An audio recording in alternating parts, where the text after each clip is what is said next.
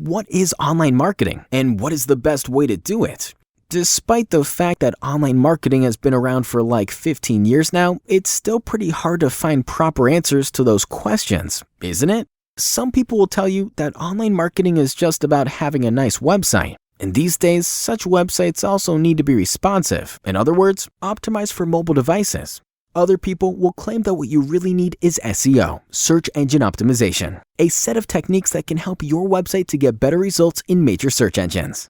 Go PPC, you will also hear, advising you to invest in pay-per-click campaigns to support the search results. And who hasn't heard about social media yet? There is an opinion that the only marketing you need is your online presence and content creation on the major social networks. So who's actually right? Well, in fact, none of those statements are entirely correct, since what you really need is a strategy, an essential document which defines how to interconnect all of the marketing channels to work together in a perfect synergy. Because that's the only way how to reach your goals, improve your business effectively, and save your money.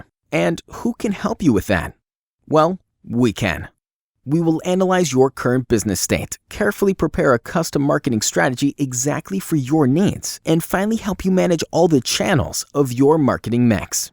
So stop wasting your money on bad decisions. Contact us and let us help you today.